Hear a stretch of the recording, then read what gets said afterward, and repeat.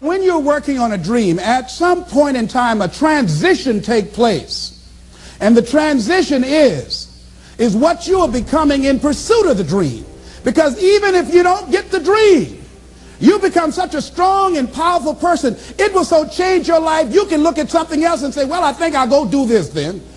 Because you've now developed yourself in such confidence and such competence in how to deal in the arena of life that you can move into another area and not miss a beat. Once you begin to discover who you are, then you really realize how you have been given authority and dominion over everything on the face of the earth, including all the dimensions of your life. But you can only do that through the struggle of life. And most people avoid the struggle. Most people go through life avoiding pain. And when you go through life like that, something in you dies. Something in you that you never activate is lying dormant in there, that you never get a chance to call on because you have not challenged yourself. Somebody said the land of familiarity belongs to the dead. That most people like to feel like they're a king in the area of their comfort zone. They only want to do those things that they know how to do well. Osborne said, unless you attempt to do something beyond that which you've already mastered, you will never grow. So if you want to begin to grow, you've got to put something out here that you can't reach easily, that has got to make you stretch, got to make you jump for it, got to make you get back a little bit and dig in so that you can take a leap for it. And maybe you jump up there and you miss it and you skin your knees and you come back again and you bust your lip next time. But you keep on, and through that process, you learn how to leap higher. You start challenging yourself to dig deeper, and then you discover some things about you that you don't know right now. Some talents that you have in you that you didn't know that you can do. I started out just talking to kids, and now I'm speaking at corporations. Now I'm traveling. I didn't know I can do this, but had I not given myself a chance, and I'm saying to you, give yourself a chance. Here's something else. If you want to begin to make your stuff happen for you, I think that it's very important that you start trusting yourself. Listen to yourself. Listen to that still small voice within you. Don't try and make everything logical. There's some things about life that defies logic, that you just can't explain how the outcome is going to be. I think that's why Paul said you've got to learn how to walk by faith and not by sight. That once you begin to trust yourself and your ideas and your instincts, life takes on a whole new meaning, because now I want you to do that feeling that you are led. Just feel, I am led. And don't give your power away. You don't need anybody to approve your dream. It was given to you. If they can't see it, it's because it wasn't given to them. It was given to you. Hold it, nourish it, cultivate it, work on it. It's yours. It's your baby. Work on it until it comes into fruition. I gave away my power, and I said, I'm not going to do that no more. Here's something else for those who make it today. Do what you know is right. Treat people like you want to be treated. Don't try and take any shortcuts. Don't try and cheat. Pay your dues up front. I believe, ladies and gentlemen, what goes around comes around. You can pay now, or you will pay double later. So do the right thing. There might be a tendency sometimes, because of the negative part of our consciousness and our own programming, for us to want to say, well, I just do it this time. It won't matter. Won't nobody know. Ladies and gentlemen, everything matters.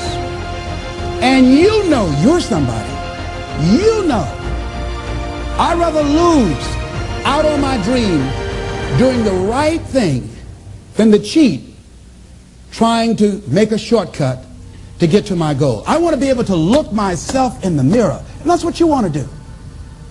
There's no saying, judge a man not by what he does, but by that he doesn't have to do.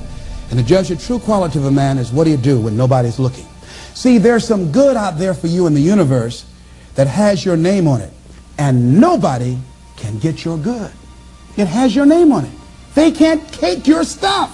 It's your stuff. So when you know that whatever you're seeking, it's also seeking you, you don't worry. You don't run scared. You don't think somebody's going to take it from you. You listen to your inner voice and you always take the high road.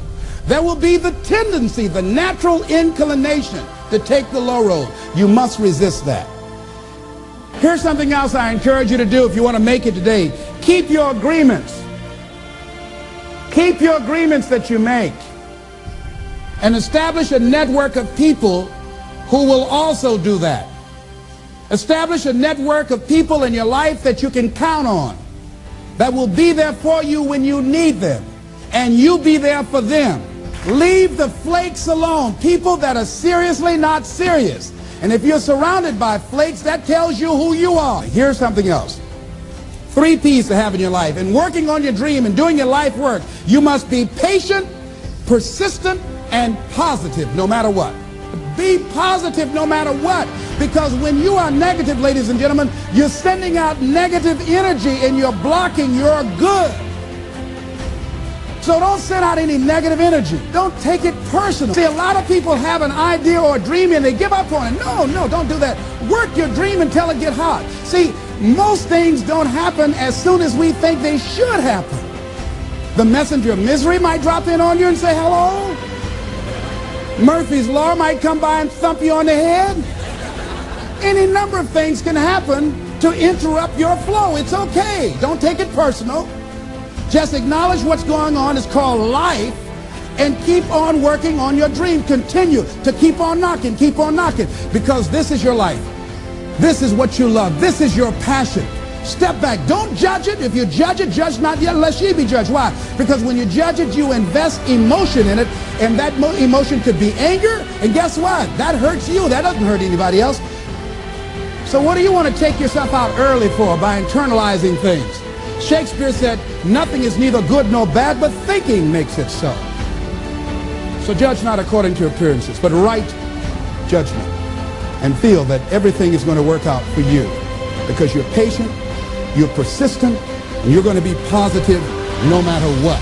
Don't allow other things or people or circumstances to determine what your reaction is going to be.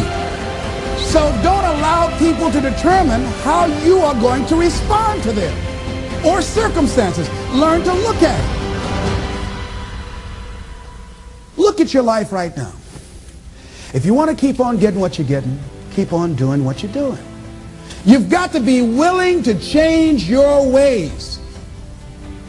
Your life is working. If you don't like what you have produced, you're a director, you are the star, you wrote this script. You produced this, whatever it is. If it's a hit, you produced it. If it's a flop, you produced it.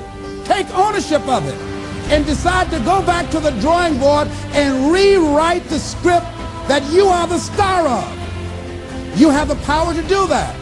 On this day, you can declare that I'm going to change. As you look back on your life, you can decide that I don't like what I produced here, and I want higher ground.